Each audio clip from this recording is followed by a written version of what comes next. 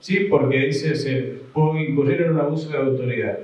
Y si dejo seguir algo que no corresponde y desgraciadamente ocurre algo con ese producto, también se van a ver involucrados y también van a ser responsables de haberlo dejado circular. Entonces, el equilibrio es fundamental. Por eso digo que la responsabilidad de ustedes, ¿sí? Cuando tengan que salir a trabajar, requiere de un altísimo compromiso, ¿sí? Una lucidez tremenda, porque justamente van a jugar con el bolsillo de la gente. Generalmente las cosas que van a tener que determinar si se decomisa o no, le inflige un costo a una persona.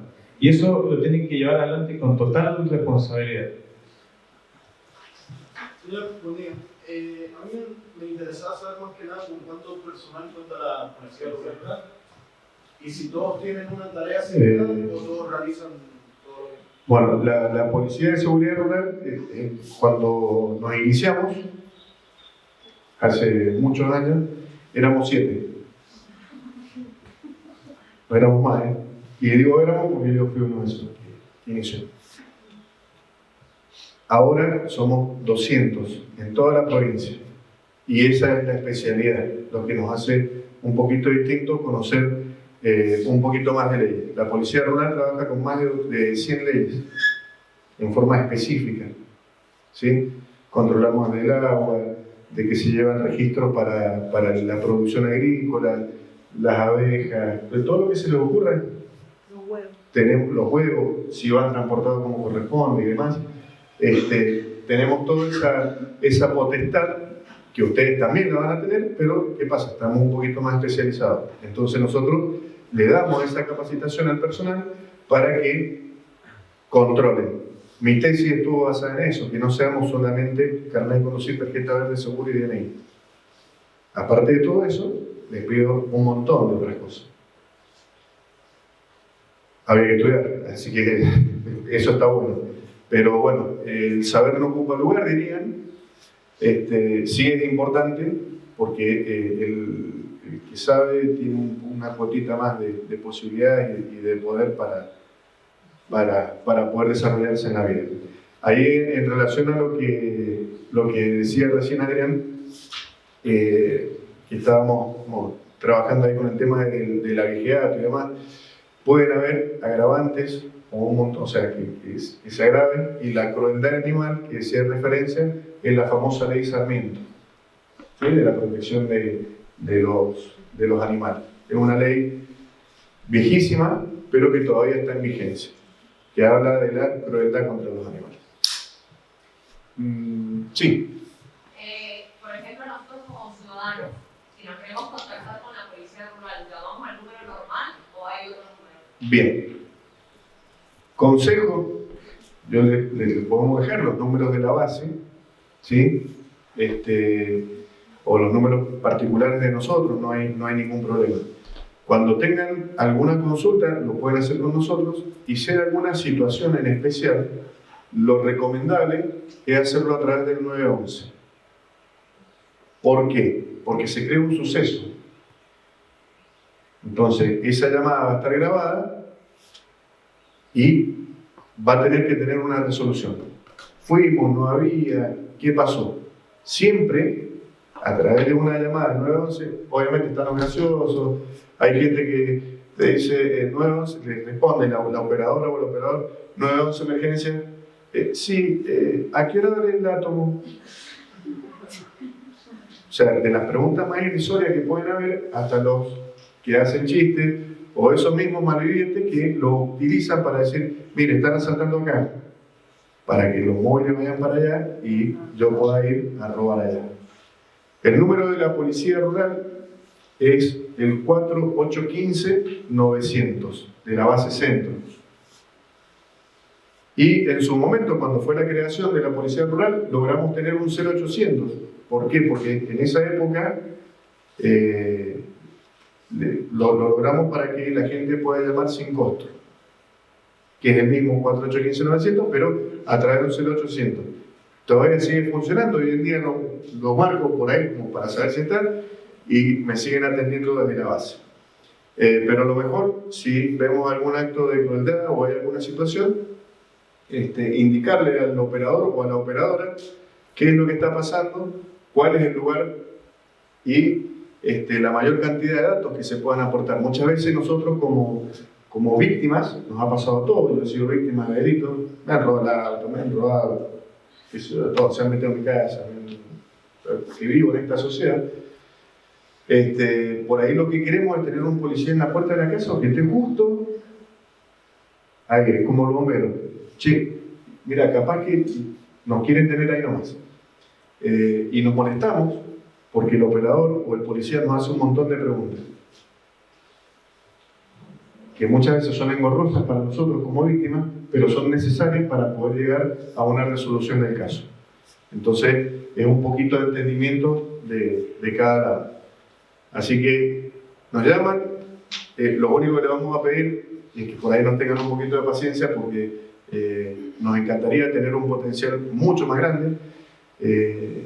Adrián es el jefe de todo lo que es la Policía Rural de la zona este. Entonces un día lo tenemos en el Arco de Desaguadero y al rato le digo a Adrián, nos tenemos que juntar en Arroyito, en California, porque vamos a hacer unas maniobras ahí justo con Costa de Araujo, que es jurisdicción mía. Listo, vamos en camino.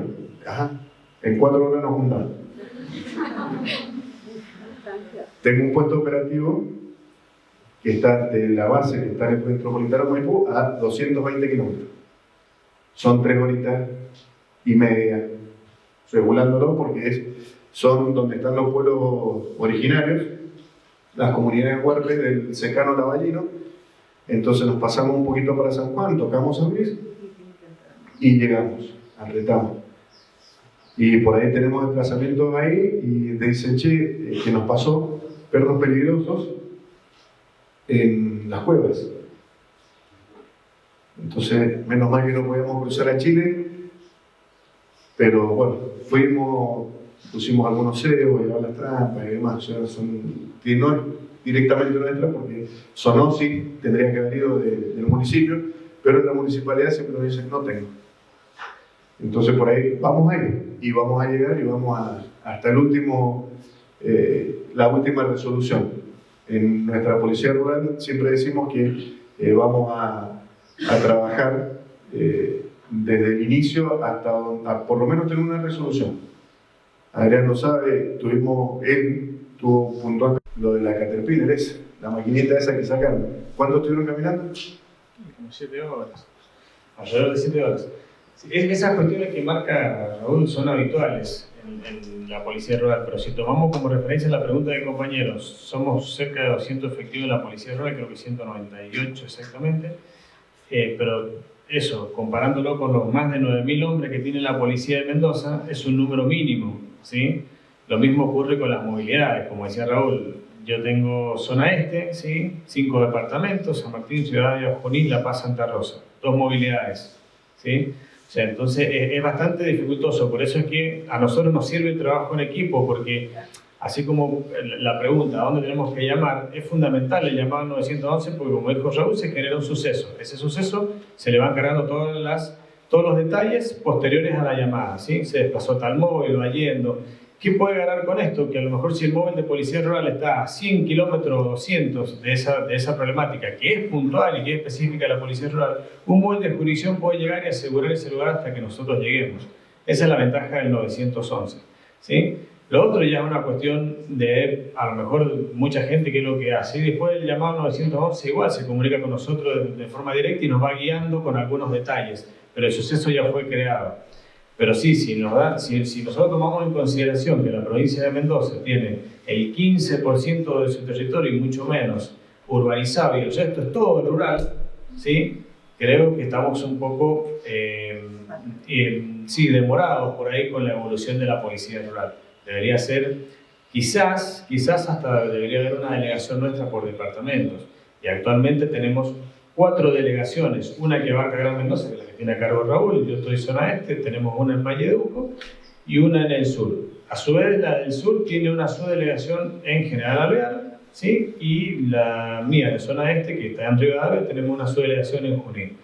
Es todo lo que tenemos, lo demás tiene un puesto operativo, como dijo Raúl, en el Retamo, y un puesto operativo que son destacamentos, digamos, unidades más chicas en alta montaña, en el Salto. Esto es lo que tenemos como unidades de la Policía Rural.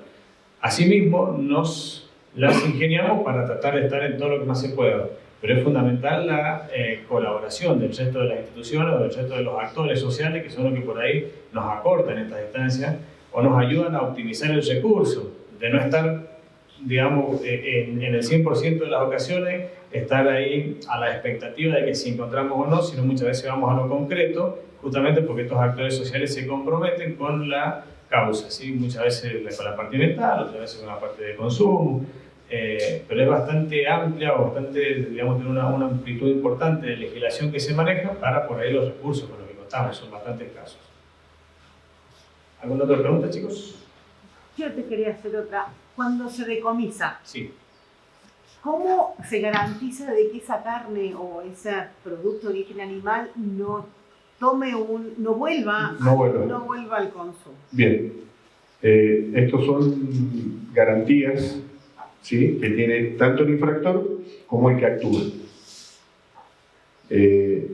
Se le colocan algunos líquidos, una vez que el bromatólogo dice, una vez que usted dice, se decomisa, y va a una cámara, porque puede ir a una cámara, porque por ejemplo no tenían justo el termómetro para poder determinar si estaba o no, pero por los aspectos primarios se puede llegar a dejar en una calidad de guarda. Pero si se ordena la desnaturalización, se hace siempre en presencia de 2 testigos. Así lo indica la parte procedimental, 2 testigos, se lo inutiliza, muchas de las veces se lo quema, ¿sí? Pero, ¿qué pasaba con eso? Habían unos operarios del ISCAMEN, esto lo tengo que decir, bueno, fue voz populi, en las barreras sanitarias, donde cuando no se puede ingresar, no sé si han viajado, donde nos dicen lleva fruta, lleva algo, no nos miran nada y llevamos todo abajo el asiento cuando venimos a Chile o algo, todo lleno de palta porque nos gusta. ¿Vieron qué cosa es? Bueno, en ese sentido, había justo en ese lugar del ISCAMEN una fosa. Entonces, por ejemplo, los camioneros se lo controlaban, esto no lo puede llevar a la fosa. Se hace el acta, multa. A cargo de los estudiantes, que abarca este material son reconocimiento de piezas óseas de interés zootécnico y bromatológico, comparativo de piezas óseas de especies mayores y menores y reconocimiento de vísceras de especies mayores y menores. Adelante, chicos.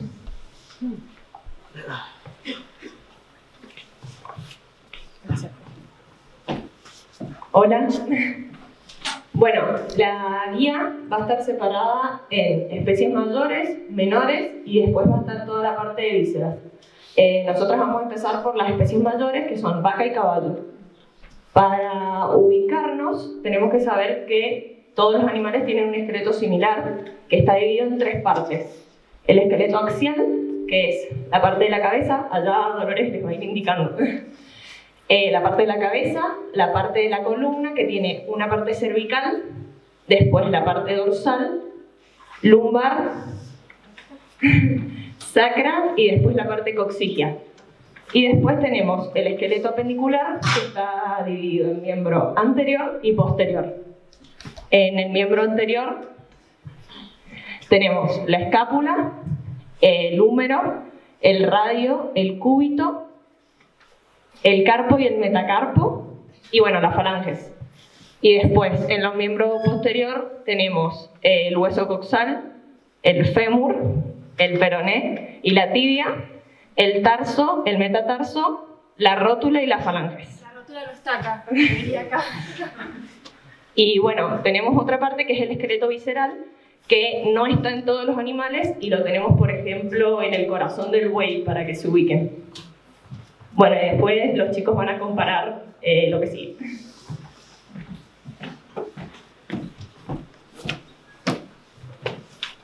Buenos días.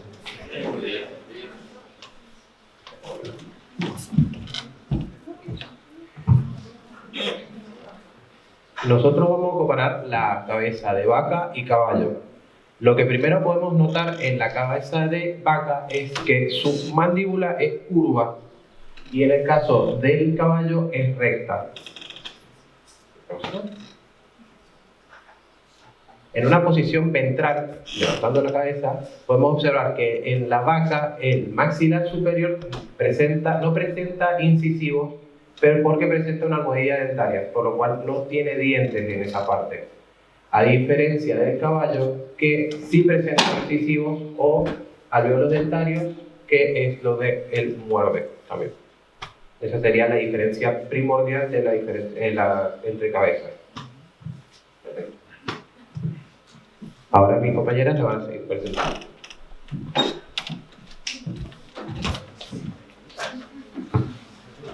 ¿Viste?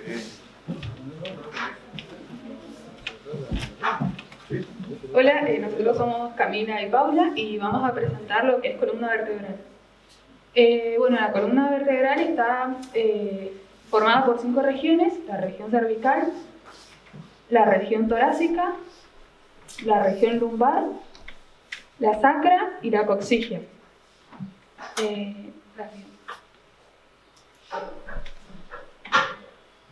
Bueno, en las vértebras cervicales no hay diferencias óseas, sino que ambas tienen la misma cantidad de vértebras, que son 7.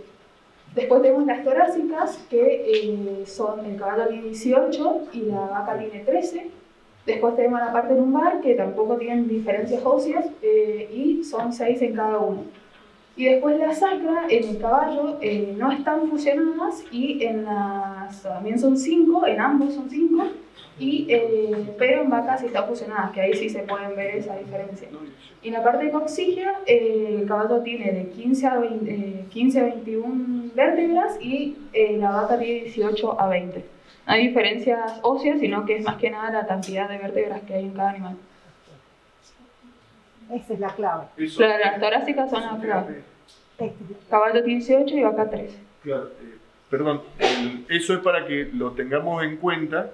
Los chicos son los especialistas, pero nosotros cuando nos encontremos con algún faenamiento clandestino o algo que no sepamos, ya después van a ver el tema de las curvaturas y demás, pero va en la cantidad. 13, comamos. Más de 13, ahí empezamos a sacar. No, en realidad eso es lo que nos vamos a dar cuenta y poder saber, porque muchas veces que nos encontramos con esa masa de carne o de huesos y no sabemos qué podemos llegar a determinar. Y es fundamental hacer esa descripción porque ahí puede llegar a variar. Aparte del delito, poder ubicarnos si hay alguna víctima de que le hayan sustraído un equino o un bovino. Bueno, ese conocimiento sería fundamental si lo podemos repetir, o sea, las características bastante, a nosotros nos va a ser muy útil, pero eso sí, sacar esa cuenta, contar las costillas, como decimos, para después poder hacer las comunicaciones como corresponde. Es como una memotecnia que, por ejemplo, 18 caballos, ambas terminan en O, entonces como que así me la termino acordando. Espectacular. Y 13 ¿Cómo es? Dice caballo, 18, ambas terminan en O, entonces así no me la 13 no me va. 13 sería como que queda. Siempre cuentan los huesos, las filitas de costilla que nos venden. De costilla, guarda que cada costilla se articula por una de estas vértebras, entonces es lo mismo el número de costillas que el número de los huesos que soportan la columna vertebral. Cuando compremos y que el carnicero por ahí nos pregunta para cuántas personas, digan, denos la de 13, no pidamos un poco más por la cantidad de comensales que seamos, sino una cuestión de que comamos lo que corresponde. Excelente.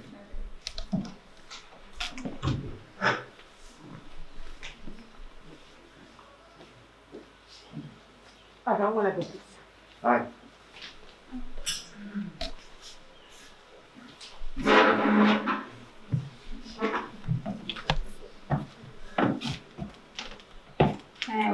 Hola, buenos días. Mi nombre es Rocío Allende y mi compañera Ana Martínez. El caballo tiene 18 pares de costillas, las cuales son más finas, más alargadas y más curvadas que la de la vaca. ¿Te paso otra? Bueno, ahí están diferenciadas las costillas del caballo y de la vaca, y en el caso de la vaca va a tener, bueno, como dijimos, 13 pares de costillas que van a ser largas, anchas, planas y menos curvadas. Y bueno, ahí se ve en donde está la vaca, la puedes ver. Como se ve el de la vaca, que son más anchas, a diferencia de la del caballo, que es un poco más curvada que la de la vaca.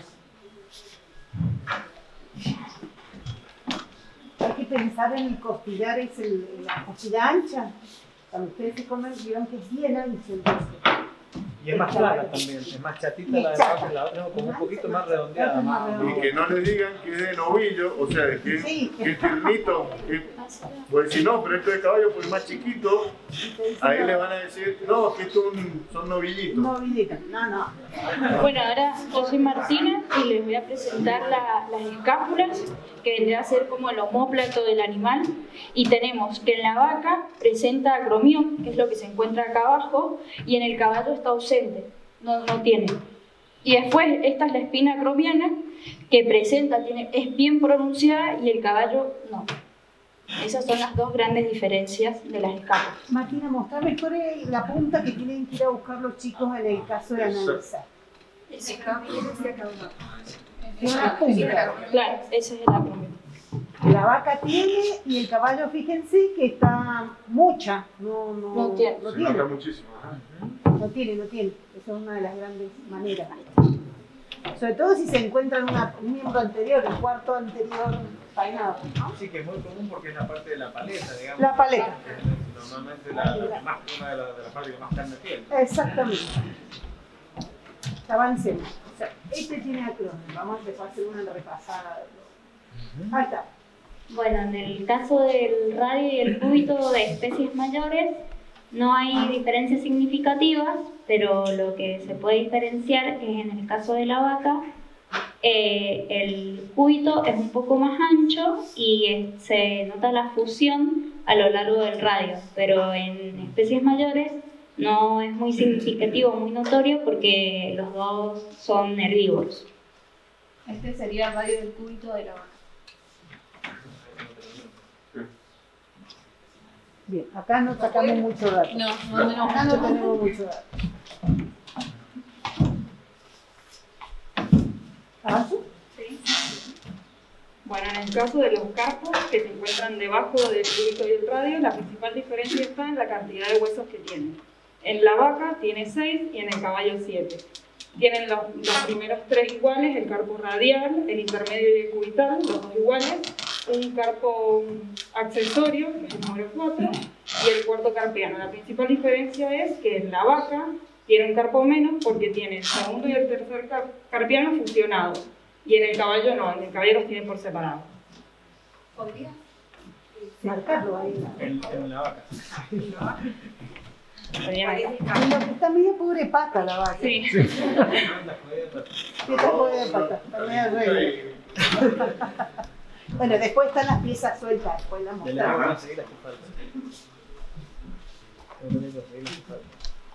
¿La otra? Bueno, en el metacarpo se diferencian porque en el bovino el metacarpo 3 y el 4 están fusionados. Y en el equino, el más desarrollado es el metacarpo 3, el 2 y el 4 no llegan a ser a continuar con las falanges, y sería este que está acá. Une los carpos con las falanges, que serían los dedos.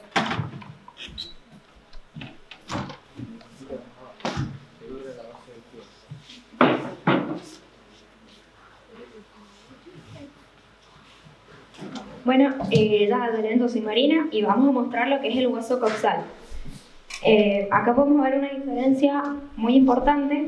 En el hueso coxal de la vaca, este se llama arco isquiático y está más pronunciado, y este es el del caballo, donde no se encuentra tan pronunciado. Este tiene una forma más de V que se ve a simple vista. Este no tiene esa formita. Sí, ¿podría estar Ah. En la imagen se ve perfecto. Acá la imagen. Acá sería el arco, ¿ves? Acá este es el del bovino, digamos el de la vaca, donde se marca bien la B. Y en este, que es el del equino, del caballo, no se marca la B, no está pronunciada, no es profundo. Marcame el hueso en la vaca. Así bien. le hacemos acordar del chico. Y acá estaría. Acá estaría el hueso coxal para que puedan ver dónde se encuentra. Claro. Ustedes se van a encontrar con un solo hueso coxal, ¿sí? No van a tener los dos para comparar, tienen que tener bien presente la curvatura, digamos, del arco ciático.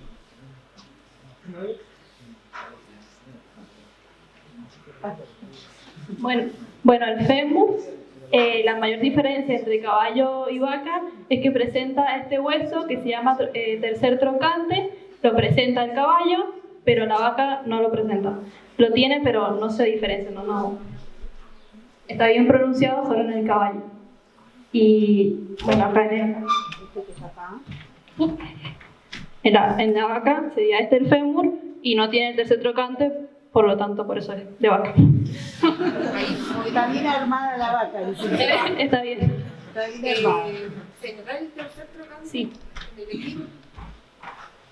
Acá tenemos el tercer trocante, se ve acá bien pronunciado el huesito, y en la vaca no lo presenta. Claro.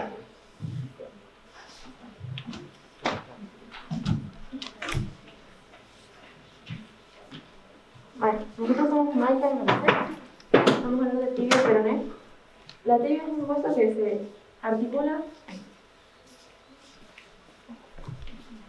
tanto inferior con otros huesos, pero en cambio el peroné solo se articula con la tibia. En el bovino, el peroné es rudimentario, está totalmente fusionado a la tibia, así que no se puede ver bien. Bueno, y en el caso del caballo, el peroné no está desarrollado, pero presenta una pequeña prolongación puntiaguda como se marca ahí en imagen.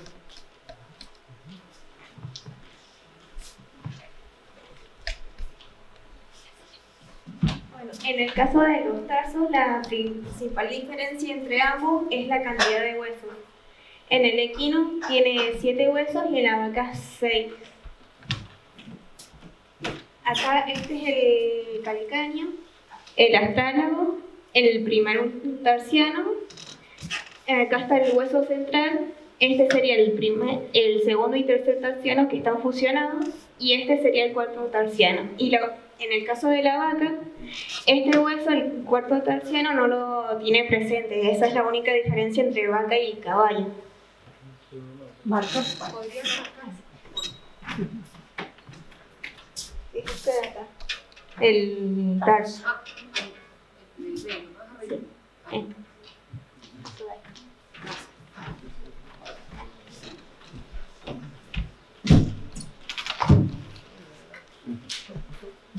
Bueno, el metatarso es como el metacarpo, nada más que atrás, en la parte posterior.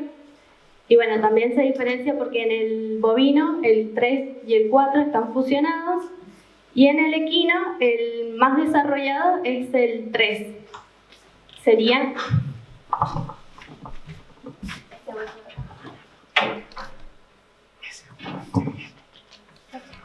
Profe, la próxima. Bueno, y las falanges son los dedos. En equino tiene un solo dedo y en bovino tenemos 2. Las falanges son las mismas, la número 1 que es pichico, la 2 que es corona y la 3 que se llama tejuado. Bueno, la única diferencia es esa, que el equino tiene un solo dedo, y en bovino hay 2. Son acá abajo.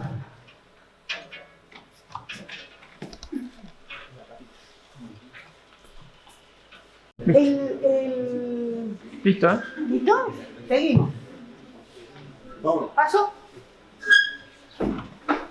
Bueno, ahora vamos a pasar a presentar las diferencias óseas entre las especies menores, que incluye al cerdo, al perro, al cordero, al conejo y al gato.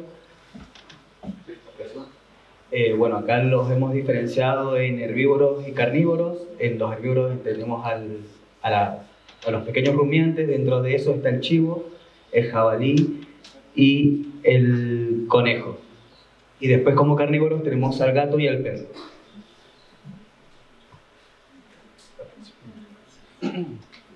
Dos especies que vamos a comparar son el conejo y el gato, en donde una diferencia que hay que tener en cuenta son las cavidades orbitales, donde en el gato se encuentran en posición frontal y en el conejo en posición lateral.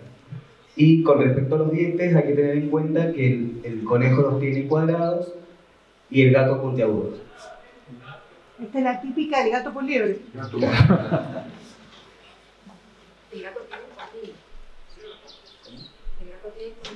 Claro, el gato tiene cornillos en la parte de los incisivos.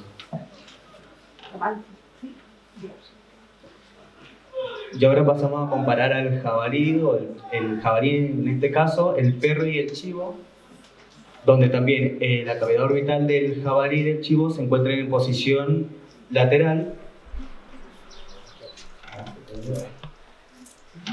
Y el perro, igual que el gato, las tiene en posición frontal.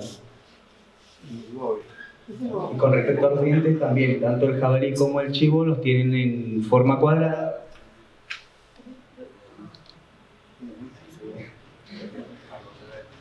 Y el perro los tiene en forma puntiaguda.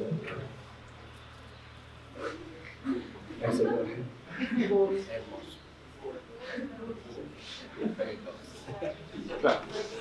se peinó video.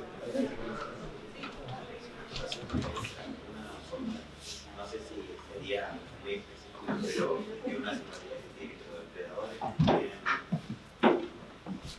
Alto, alto. Contalo al micrófono, claro.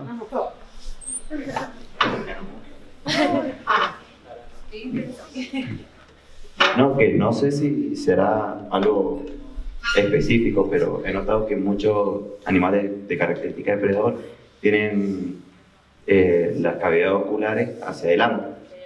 En cambio, todo lo que son, por así decirlo, los herbívoros, que son más que nada presas, lo tienen en la parte lateral, como un tema defensivo, ¿no? No sé si eso será muy específico. Pero... Sí, por eso. Ay. La cavidad orbital fuerte. Para, digamos, trazar. Es muy importante esa diferencia. O sea, todos los carnívoros la tienen en la parte de adelante como para ver bien lo que tienen que cazar y los herbívoros para protegerse lo tienen en lateral. Claro, eso es lo que quería decir, ¿no? En una diapositiva más o menos al final se explica perfectamente la diferencia entre los carnívoros, los herbívoros y los omnívoros. En cuanto a los dientes, la forma de la cavidad y todo eso está bien explicado para que quede como puntual cuáles son las diferencias para que se sepan fácilmente diferenciarlo. Muchas gracias. Sí, tengo una duda del punto anterior. Más que nada por curiosidad. A la hora de ponerle las herraduras, las palancas a los animales, todo eso, ¿les produce daño o es recomendable hacerlo? No. Al caballo ¿para qué se le pone la herradura? Porque el casco, sobre todo los terrenos nuestros que son muy pedregosos, es como si fuera la uña, se quiebra. Y en el momento que se quiebra, todo su peso lo apoya en 4 dedos, más el peso del jinete sobre 4 dedos, el cuidado del casco es fundamental para una buena montura. Entonces, cuando se pone la herradura, para evitar que se fracture el casco, es como si el clavo viene siendo como si a mí me lo pusieran en la parte blanca de la uña. Si yo llego a clavar donde hay sangre, lo manco. Entonces, no le duele para nada al caballo. De hecho, lo hacen sin anestesia, lo empujan un poco, le limpian el casco. Y ahí viene el herrero con mucho cuidado al casco, no a la parte irrigada del dedo del caballo, porque si no, inclusive lo puede llegar a arruinar al caballo. Entonces, no les duele y es vital para el buen funcionamiento de un equino el cuidado de los cascos. Sí, incluso la posición del vaso, del casco del caballo, también se trabaja entre herradura y herradura. El herraje se hace cada 45 días máximo, porque justamente la uña va creciendo y se va formando la pisada. Entonces, ¿qué hace? Se extrae la herradura vieja, se trabaja el casco, se lo deja perfectamente plano en la posición donde debe asentar el caballo, porque si yo lo vuelvo a poner en la misma posición, probablemente el animal tenga mala pisada y se manque. Entonces se lo deja en la posición correcta y se le adhiere la herradura de la medida, porque vienen herraduras por medida, depende del tamaño del casco, para que sea la medida adecuada, porque si la herradura es muy larga, sí, si una medida más grande, y muchos dicen, bueno, la deformamos un poquito para que quede a la medida, pero sobresale, sí, y eso hace que el animal, en lugar de pisar solamente con el casco, esté pisando haciendo un ejercicio inadecuado, digamos, y se manca también en lo que sería, bueno, el tobillo. Pero no duele. No, para nada. No hace sufrir al animal para nada tener animales con herradura puesta. ¿Y existe solución en el caso de dañarle el casco? Sí, veterinario, antibiótico, antiinflamatorio, baños en agua fría. Es como si se te infectara debajo de la uña. Dice que hay que levantar a veces un pedazo de la uña, tratar eso, esperar que crezca de nuevo y decimos, ahí volvemos a utilizar el animal. Y no se utiliza cualquier clavo, viene un clavo específico solamente para la herradura. Totalmente específico para el tamaño del animal e inclusive en qué suelo va a trabajar y qué peso tiene el animal. Sí. De hecho, los caballos los poleros y demás, la herradura se hace es como el zapato. Nosotros vamos a comprar un 37, un 40, algunos te quedan más cómodos, otros no. La gente con mucha plata se hace los zapatos a medida. Vas a un zapatero, te pone la horma, bueno, los caballos deportivos se hacen a medida. Es para ese pie, para ese caballo y para ese momento.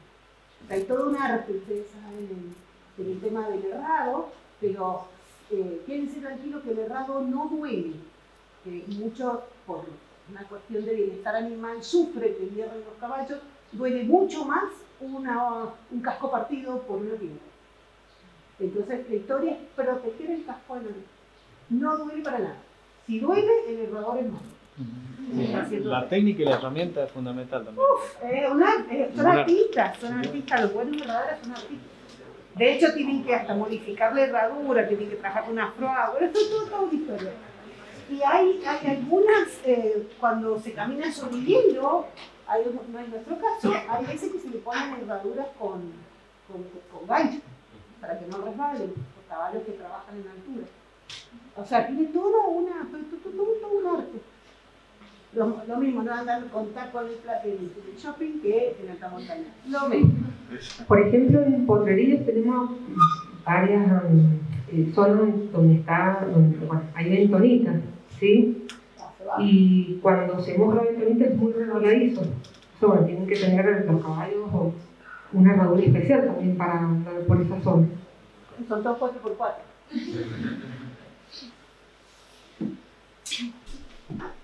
¿Seguimos? Dale. Bueno, en el caso de las especies, las costillas de las especies menores, el perro, cerdo, van a ser redondeadas. De todas formas, las vamos a dejar ahí para que ustedes las vean. Y el cordero van a ser chatas. Muy rico. Mostrarles así como se hace Lo hace girar entre los dedos. Si gira fácil, es un carnívoro. Se están comiendo un gato. Si se traba, o sea, el mismo tamaño de costillita, ustedes le hacen así, se le hace tac, tac, tac, es un herbívoro, coman con más tranquilidad, ¿no? Pero, por ejemplo, una conserva, una escabecha, porque a veces puede llegar a quedar un pedacito de hueso, y sacamos, es redondito, no es escabeche ni de chivo ni de pollo, sino de gato. ¿Vamos, costilla? Bien. ¿La próxima?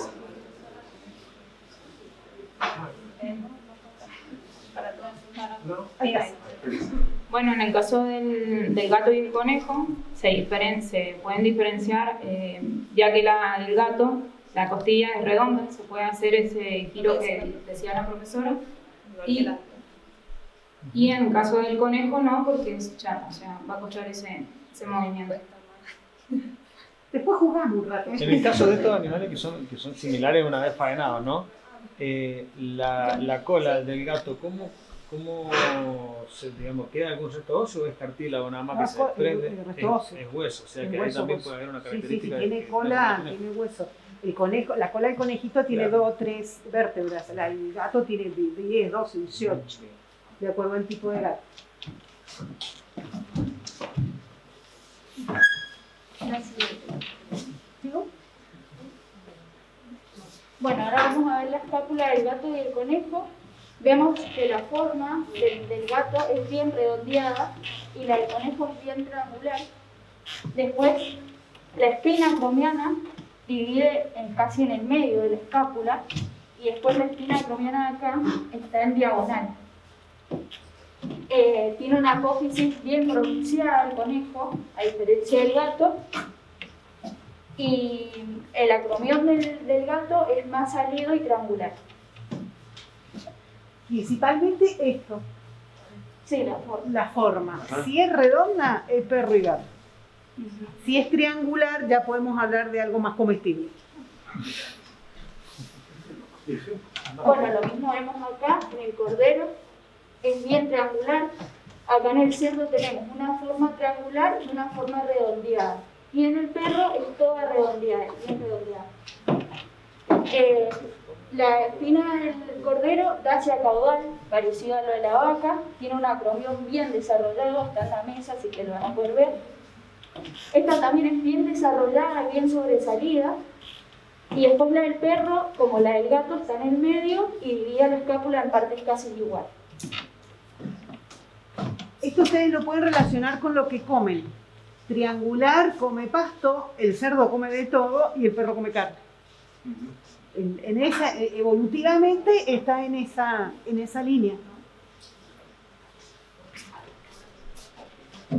Bueno, nosotros vamos a comparar radio y cúbito de especies menores.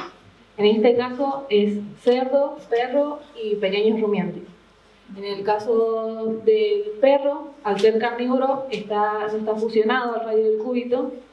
En el caso del pequeño rumiante, o sea, el cordero, se encuentra fusionado pero con un espacio interóseo. Y en el caso del cerdo, en el cerdo se encuentra fusionado pero con un espacio interóseo. Y en el caso del pequeño rumiante, se encuentra fusionado totalmente. Pero están bien separados. Mostrarles cuáles son los radios y el cúbito. Ahí está la pata de bovino. Este es el radio y este es el cúbito. Y como es carnívoro, en el caso del perro, no están fusionados. Entonces se nota bien que hay un espacio.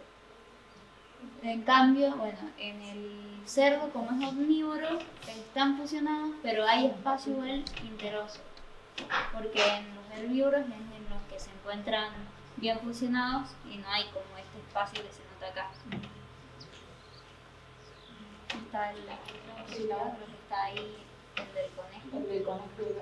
Ahí se nota bien el del gato, que se ve bien separado, y el conejo que no. Sí, el gato al ser carnívoro también no se encuentra fusionado al radio del cúbito, en cambio el conejo sí, y se puede ver ahí en el huesito ese, el radio del cúbito, que está ahí en la mesa, por si lo quieren ver después. Bien.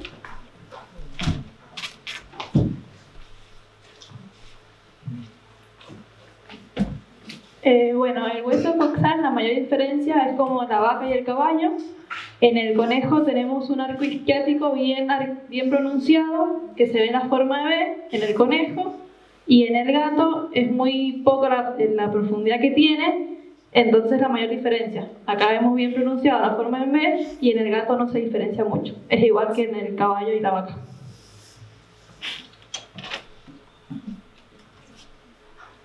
Bueno, el fémur, lo que se diferencia entre el perro y el cerdo es que tiene la cabeza femoral, que es esta parte redondita que se observa acá, que es del perro, que la podemos observar mejor en el perro, se ve bien redondeada, en caso del cerdo, no. ¿Este perro? Este sería el del perro y este sería el del cerdo. Le sumo algo a eso. Cuando alguna especie tiene la cabeza del fémur, o sea, ustedes saben que a los viejitos se les rompe la cabeza el fémur y se le tiene que poner una prótesis y demás. Cuanto más tenga cuello, que es esto, más capacidad de caminar en dos patas tiene la especie. Por eso el chancho, que es tosco, o sea, no es muy de dos patas el chancho, casi no tiene El perro es más saltador. Entonces tiene esa cabeza de fémur, el humano la tiene totalmente marcada. Si van a carnicería y encuentran un fémur y una cabeza muy separada, llamen a criminalística, porque se están faenando un cristiano. Para eso hay que saber, para diferenciar a quién llamamos. ¿A quién llamo? ¿La próxima? Bueno, y entre el gato y el conejo, lo que más es la diferencia notable es la curvatura del hueso, del fémur. Que se puede observar acá a simple vista, este está más curvado en el caso del conejo y en el caso del gato no.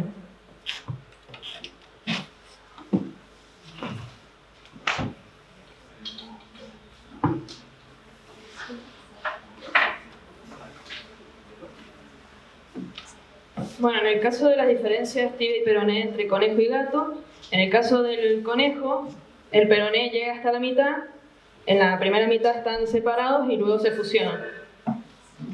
Bueno, y en el gato, el peroné es igual de largo que la tibia y no están fusionados como se ve bien en la imagen. Sí. Y después, en un pequeño rumiante, como el cordero, se ve que el peroné está un poco más desarrollado que el de la vaca, pero sigue estando fusionado con la tibia. Y en el caso del perro, acá está el bovino, acá tenemos la tibia, el peroné, en la primera mitad están separados y luego en la segunda mitad están más juntos, pero no llegan a fusionarse. Y luego en el caso del cerdo, la tibia y el peroné están completamente separados.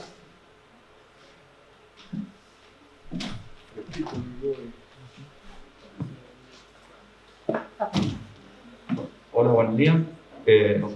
A mí me toca en la diapositiva hacer una diferencia básica entre especies herbívoras, carnívoras y omnívoras. Es para la identificación rápida. Por ejemplo, los herbívoros pueden ser la vaca, omnívoros un cerdo y los carnívoros, bueno, un gato o un perro. En las cavidades orbitarias, como bien dijimos recién, los herbívoros la tienen a los costados, mientras que los omnívoros la tienen frontales, al igual que los carnívoros. Los dientes, los herbívoros poseen cuadrados, una forma cuadrada, los omnívoros cuadrados y puntiagudos, y los carnívoros solamente puntiagudos. Si hablamos de las costillas, como bien dijeron recién, los herbívoros tienen costillas chatas o achatadas, los carnívoros redondeadas, y los omnívoros pueden ser intermedias la forma, pero es más bien achatada. En cuanto a las escápulas, podemos decir que los herbívoros poseen una forma triangular, los carnívoros una redondeada y los omnívoros es una forma más bien intermedia, entre triangular y redondeada. Si hablamos del radio de cúbito, como dijeron, los herbívoros se encuentran fusionados, mientras que los carnívoros no están fusionados y presentan el mismo largo. Si hablamos de los omnívoros, se encuentran unidos, pero poseen un espacio interóseo. En cuanto a la tibia y el peroné, en los herbívoros está totalmente fusionado, en los carnívoros se encuentran separados por espacio interóseo, al igual que los omnívoros.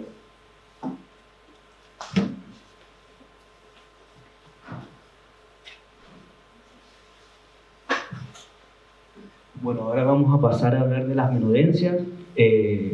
Las siguientes diapositivas tienen como bibliografía el Instituto de Promoción de Carne Vacuna Argentina. Vamos a empezar hablando de esta pieza anatómica que es el cerebro, que se comercializa como seso y es parte del sistema nervioso del animal. Después pasamos a la lengua, que también se comercializa como lengua y es parte del sistema digestivo. Acá hay una imagen donde se comparan las diferencias que pueden llegar a tener las lenguas de diferentes especies como el cerdo, la vaca y el caballo.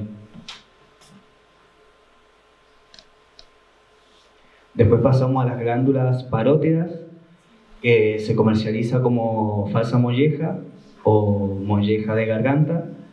También es parte del sistema digestivo y son las encargadas de producir la saliva en el animal. Y acá se compara una imagen entre una molleja de garganta y una molleja de corazón.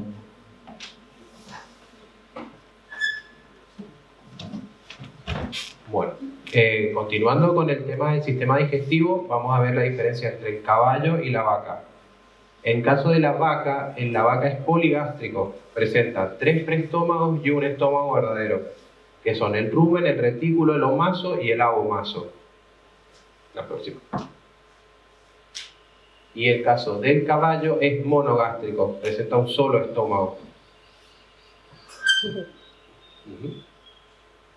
La próxima. Bueno, el nombre anatómico del rumen lo vendemos como el mondongo, que se conoce por todos lados, y bueno, es parte del sistema digestivo. El retículo redecilla, que es la otra parte, también se comercializa como mondongo. También está el omaso o el librillo, que es también conocido como mondongo. Y está el cuajar o omaso o el estómago verdadero, sería este. No se vende, se utiliza en el campo para cuajar, que es las leches. Eso sería todo lo de parte de los estómagos. Que esto lo tiene solamente la vaca. Solo la vaca. Esto lo presenta solo lo que es vaca, todo lo que hemos visto. ¿Cómo es el proceso de cuajada? ¿El proceso de cuajada? O sea, históricamente para cortar la leche, para hacer el queso, le cortaban a los chivitos parte del cuajar, donde está el pH ácido. ¿Vieron cuando uno vomita que le queda gusto ácido en la boca, los dientes? Bueno, todos hemos pasado por ese proceso desagradable. Es el pH del estómago, que es el pH 2, un pH que disuelve una tuerca. En el caso en el campo, cuando hacían la leche, les juntan la leche y le tiran adentro un pedazo de ese cuajo que tiene ácido. Y eso hace que se corte la leche y se separe la masa con la cual se hace queso y el suero que se descarta. Entonces en el campo el cuajar, pues se le dicen, se cuajó la leche, por ahí van a escuchar, y es eso, la bajada del pH que sufre la leche que hace que se separe el líquido por un lado y la parte sólida por el otro. En la quesería industrial ya no se usa esto. O sea, ahora vienen cuajos sintéticos, esto es rústico, caserito, si quieren. ¿Qué? Queso de cabra, claro, queso de cabra en los puestos. Está bien hecho, no influye en la calidad del queso de uso doméstico. Entonces, si yo voy a vender el queso, es de riesgo, porque ese estómago tiene bacterias, por ahí no se limpió bien durante el proceso de faena y demás. Entonces, industrialmente se trabaja con sustancias sintéticas, las cuales no tienen contaminantes secundarios. Pero bueno, se usaba para cuajar la leche. ¿No? ¿Por qué? Después te puesto queso. Bueno, siguiendo con el sistema digestivo, tenemos el hígado, que su nombre anatómico y comercial es el mismo.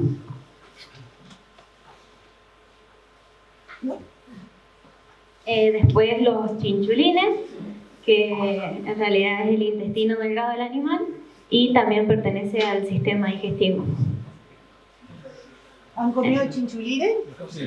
¿Hígado? Sí. ¿Quién no? Después tenemos al intestino grueso, cuyo nombre comercial es tripa gorda y también pertenece al sistema digestivo. El ciego, que también es parte del intestino grueso, se lo comercializa con el nombre de obispo y también es parte del sistema digestivo. El obispo se usa para hacer el queso de chancho. ¿Han comido queso de chancho? Que no es esto con leche de chancho. Cuando se faena, todos los restos de carnecita, cartílagos que quedan, se meten dentro de fíjense en la bolsa, parece una bolsa ahí. O sea, se le pone sal, condimento y se lo aprieta. Se lo cocina, se lo aprieta como si fuera un matambre y un fiambre que se llama queso de chancho.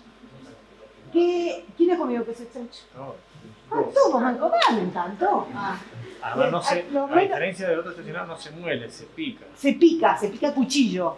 Y inclusive van a encontrar pedazos de cartílago con un poquito de pelo y demás historia. Por eso mucha gente ya no lo consume porque medio se está comiendo el bulbo piloso, le da cosita. Pero bueno, es un fiambre muy apreciado en las zonas rurales.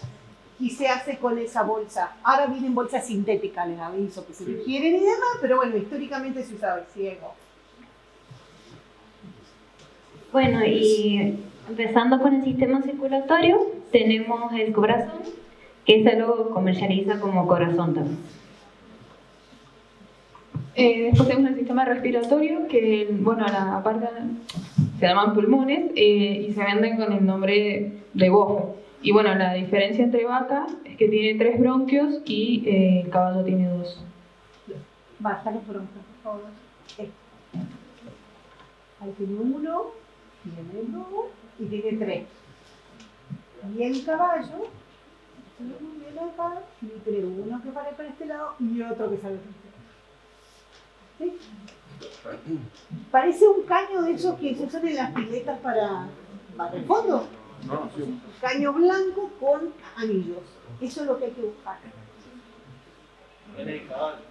En las dos, el caballo tiene 2, la vaca tiene 3. Nosotros tenemos 2. Te vuelvo a repetir 50.000 cuidado. Bueno, después. Generalmente en las especies comestibles hay 3. El cerdo tiene 3. Excepto el conejo que tiene 3. Pero cuando agarran 2 broncos es porque no se come. Bueno, después tenemos los riñones, que están en el sistema urinario, también se venden comercialmente como riñones. Y la diferencia es que, bueno, el bovino es más lobulado, parece una morita, una mora, y el equino no. Tiene todos estos lóbulos. La vaca. Después, bueno, tenemos los tendones, que se venden como nervio de pata y pertenecen al sistema musculoesquelético. Y después tenemos el timo, que son las mollejas verdaderas o del corazón, y pertenece al sistema linfático. Y después el vaso o pajarilla, que pertenece también al sistema linfático.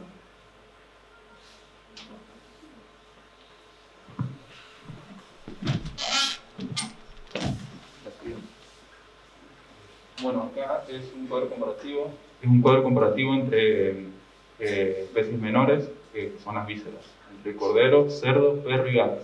El estómago posee un estómago poligástrico, o sea que está dividido en 4 divisiones, que son el rumen, el retículo, el omaso y el abomaso, mientras que el cerdo, el perro y el gato tienen un estómago monogástrico, que es un estómago simple.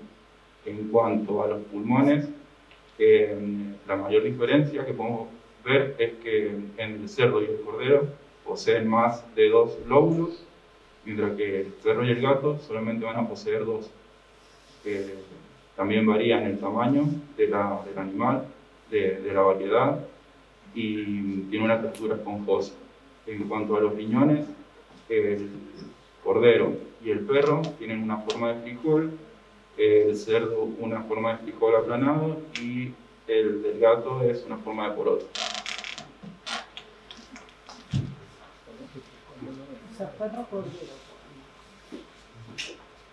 Eso sería todo.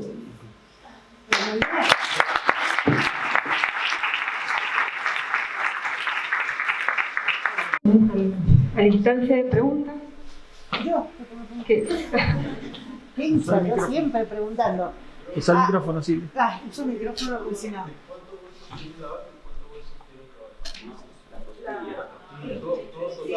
La columna vertebral.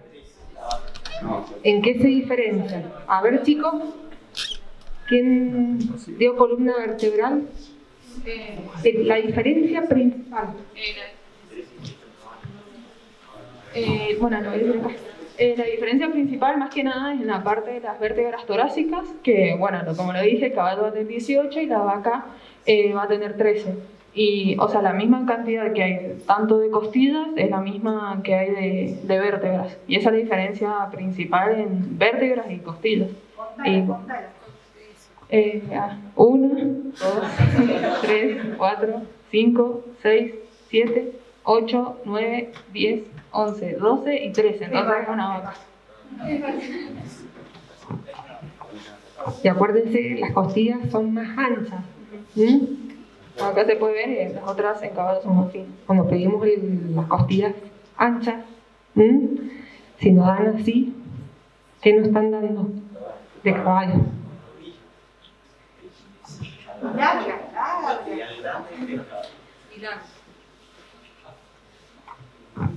Yo les voy a hacer una pregunta Vox Populi. Este cráneo, o eso que tenemos ahí, el cráneo de esa vaca, esa tiene cuerno y esta no tiene cuerno. ¿Por qué? ¿O cuál es hembra, cuál es macho? Se dice que es macho porque tiene cuerno. Yo no saco conclusión. De eso y de la muerte.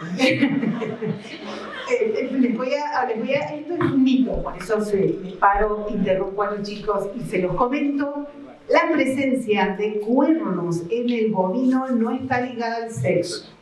Vamos a tener vacas con cuernos y toros con cuernos, y vamos a tener vacas sin cuernos y toros sin cuernos. Así que eso porque es algo que comúnmente preguntan, ¿no? O sea, si tiene cuerno es macho. Eso es posible, por ejemplo, en los ciervos. En los ciervos, que depende de los niveles hormonales del macho, sí desarrollan esa tremenda, y es cornamenta, o sea, no es cuerno, es cornamenta y se cae todos los años, y después vuelve a crecer. Eso sí, depende del sexo del animal. En la vaca da lo mismo, o sea, puede ser una vaca con cuernos y puede ser una vaca sin cuernos. Eso es una pregunta de cajón ya hecha. Ahora pasamos a una especie de pasada por los huesos.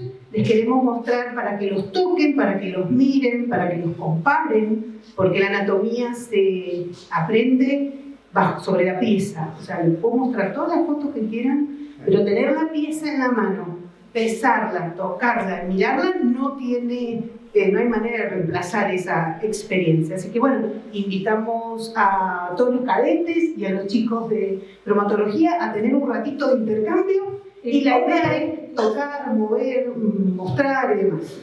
Otra pregunta, chicos. Yo la única pregunta que me gustaría... No, pues se escucha. Cerdo de un jabalí, sí, obviamente con dientes faenados, porque Sí. El jabalí es el abuelo del cerdo doméstico.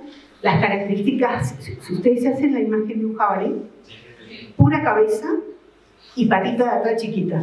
O sea, cabezón, pata chiquita. Y el cerdo doméstico es como un gran salchichón.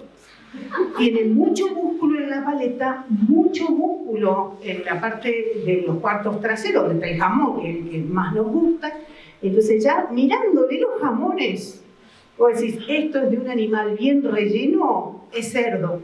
Guarda que se cruzan el cerdo y el jabalí. Ustedes van a tener, o si pueden encontrarse, jabalíes con más cola, con más glúteos. Pero generalmente es muy cabezón. La carne del jabalí es casi negra, muy oscura y muy magra, como todas las aves, las carnes de caza. En cambio, el cerdo doméstico, ustedes la conocen, es rosadita, clarita, mucha carne con una cobertura algunas vienen con una cobertura de grasa así, que no son de buena calidad, y algunas vienen con una cobertura, el cerdo moderno viene con muy poca grasa. Y es rosadita. Entonces, mirándole la carne, ya te das cuenta, ese color de la carne del cerdo doméstico puede variar por la alimentación y por la edad. A medida que el chancho se pone más viejo, se va poniendo más oscuro y la grasa más amarilla. Pero no va a llegar ni a la carne oscura del jabalí, ni a la cantidad de grasa del jabalí. Y respecto a la parte ósea, la vas a identificar básicamente en el cráneo. Ustedes saben que acá tenemos el cráneo del chancho. Este es de chancho. Este es de un chancho doméstico macho. Este animal debe haber estado pesando unos 100 kilos, 120 kilos. Jabalíes van a estar ahí. Después hay estos chanchos que se cruzan entre ellos, se tornan muy pesados. Puede haber animales de 300 kilos. Yo lo quería aclarar porque hay lo que normalmente conocemos como jabalí. En realidad lo que comúnmente se conoce como jabalí no es jabalí. En nuestra provincia conviven los dos, convive el jabalí y el pecarí. Sí, el pecarí sí es propio de nuestra fauna, el jabalí es introducido. Y las diferencias son, si uno los pone en comparación, por ejemplo, con un pecarí adulto, sí, ya grande, no supera este porte, cuando mucho. ¿Sí? El jabalí puede llegar a tener una estatura así, hasta la altura de un ternero. Y son mucho más grandes y mucho más agresivos también. Muy agresivos. Esas cuestiones son buenas de aclarar. Y además tenía la pregunta de las tonalidades de la carne. ¿Cómo en una góndola yo puedo diferenciar lo que puede ser vaca? Del cerdo sí, pero ¿cómo se puede diferenciar del equino? Respecto al color de la carne de la vaca y el equino siempre es más oscura, y la carne de vaca se define como rojo cereza. Esa la conocen bien, pero inclusive ustedes ven corte de carne de vaca y van a tener distintas tonalidades de color, porque el color de la carne varía por muchas causales. La edad del animal, la raza del animal, qué comió el animal. Entonces, todo ese proceso hace que pueda haber variaciones dentro del color de la carne. La carne de caballo tiene mucho menos grasas y es mucho más oscura. No llega casi al negro como el jabalí o como el ciervo, pero sí es un rojo más fuerte. Por eso bien decían ahí, vieron la foto del abigeato, lo que hacen la pican, porque después le ponen colorante, conservante, mucho condimento, grasa bovina, y con eso te hacen los chorizos. O sea, generalmente Hay otra manera de reconocerla, es que es relativa. Generalmente los caballos son de más porte, entonces son cortes más alargados y más estirados. Bastante poco confiable ese dato. Si uno tiene dudas, se saca la muestra de góndola, se la manda al laboratorio para hacer antígeno mayor de histocompatibilidad y ahí sí, eso es 100% segura. O sea, frente a la duda, hay técnicas de laboratorio que uno puede identificar para ver de qué especie es ese animal. Pero a simple vista no siempre se saca. Te molesto 30 segundos. La carne que viene de animales de feedlot, seguro que han escuchado el tema del feedlot. Las chicas chicos de bromatología, sí. El feedlot es el engorde de animales en corral, en el cual se le agrega mucho cereal. Y cada vez ustedes van a la góndola y van a ver que la carne de vaca cada vez está más clara. No es que sea de ternera, que es otra cosa, te venden carne de feedlot como si fuera la carne de ternera, que es la carne más linda, más rica, está prohibida de faenar en Argentina. Es un rosa muy clarito. Y ustedes van a ver cortes muy grandes, rosa clarito, esos son animales que fueron alimentados en corral, feedlot, que le dicen normalmente. Y a mí no me gusta, más rica la de pastura, que la grasa es más amarillita, y el tono de la carne es un poquito más subido, es un animal criado a pasto. A mi criterio es insuperable una costeleta que tenga un cierto dejo amarillo en la grasa, supera el tema sabor al tema de feedlot. Otra cosa que ustedes pueden identificar es el olor de la carne, más si están trabajando en la ruralidad. Y con los cerdos peor, porque los nutricionistas dicen, dime lo que comes y te diré qué eres. Si un cerdo está alimentado en un basural, la carne del cerdo va a tener olores y sabores desagradables y fosforescentes, según acá. O sea que un animal, por eso es tan importante que le decía, yo necesito saber cómo fue criado este animal, qué le dieron de comer, qué vacunas le pusieron, qué antibióticos le pusieron que no me dejen residuos que a mí me afecten. Entonces, nos ha pasado en varias oportunidades acá en el laboratorio de la cátedra, que viene gente de faenamiento doméstico, o sea, tenían una vaca, la faenan, la guardan, la frisan y la van a sacar del freezer y tiene un olor espantoso. Entonces vienen preocupadísimos porque dicen, tengo 300 kilos de carne con este tufo. Ya 2 veces nos ha pasado que eran animales que los alimentaban con ajo, con lo que quedaba de la chala, la finca. Cuando hacen el ajo, que es un montón de chala y demás, se lo dan a la vaca. Claro, es un olor a ajo, pero no es olor a ajo rico, es olor a ajo pudrido. Se tuvo que tirar toda la carne. Porque, y si el animal come pastos amargos, la carne va a tener gusto amargo o dejos de gusto amargo. Entonces, para saber si un cerdo, así a grosso modo les digo, viene de un criadero, el olor de la carne es olor a maíz, es olor a cereal. Si viene de un basural, puede tener cualquier tipo de olor. Eso es fundamental que ustedes lo conozcan, sobre todo porque si les llega a tocar, es un buen dato que me tira algo de la trazabilidad. O sea, ¿qué comió este bicho antes de transformarse en carne? Es parte de todo lo que hacen los grandes, lo que hacemos nosotros acá también en la facultad, el control de la alimentación del animal que va para alimento. Ese dato es, les diré que es uno de los más importantes para determinar de dónde viene ese cerdo que ustedes pueden llegar a encontrar de manera sospechosa. Obvio, el cerdo que viene de Barzural, altamente probable que tenga triquinosis en Mendoza. Muy grave el tema de la triquinosis en Mendoza. Los de criadero están controlados. Entonces, mucho menos la posibilidad de que tengan triquinosis que uno sin control de crecimiento desde su origen. De todas maneras, siguiendo esa charla, hicimos un allanamiento en esos lugares donde, por eso yo les decía que son los chanchos biónicos, en la quebrada de la Yuca. Los cadetes saben dónde puede llegar a estar porque está atrás del autódromo, donde por ahí hacen instrucción.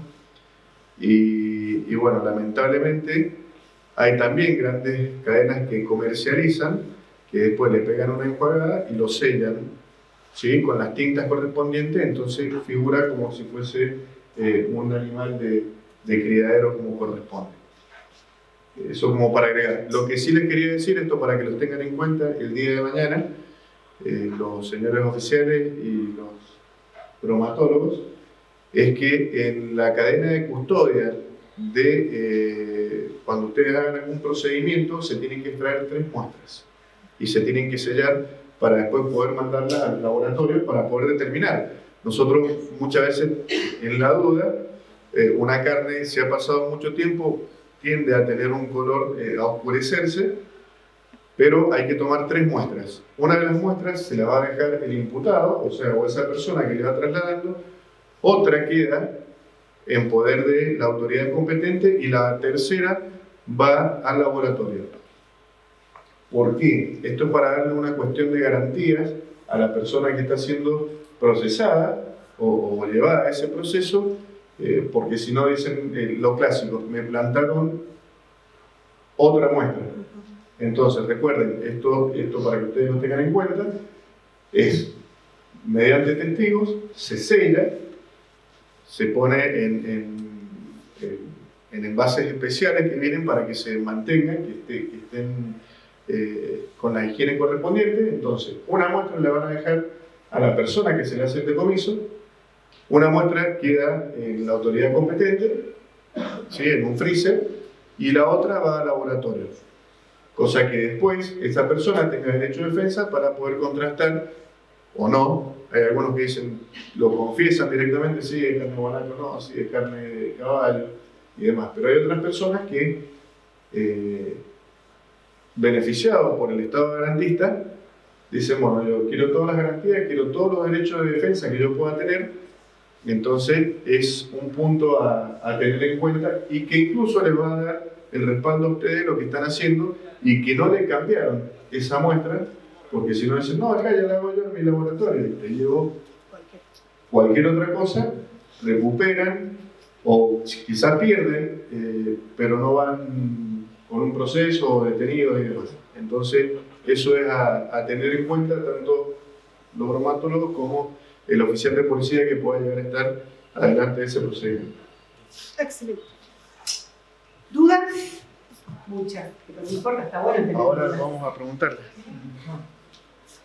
Quería preguntarle, ¿qué se le hace a la persona que confiesa que, por ejemplo, es carne de una... O sea, se le ponen multas, se le retienen autos? Bien, hay distintos aspectos procedimentales. La persona puede... nosotros necesitamos reunir pruebas. De todas maneras, la parte procesal y nuestras leyes dicen que nadie puede culparse a sí mismo. ¿Sí? Yo soy el culpable, está bien, pero hay que reunir un montón de pruebas y demás. En relación a los vehículos, si depende del delito que sea, muchas veces puede llegar a quedar secuestrado porque fue el elemento que se utilizó para trasladar eso. En algunos allanamientos hemos secuestrado hasta la heladera, cuchillos, chairas, moledoras, o sea, todos esos elementos que hayan sido necesarios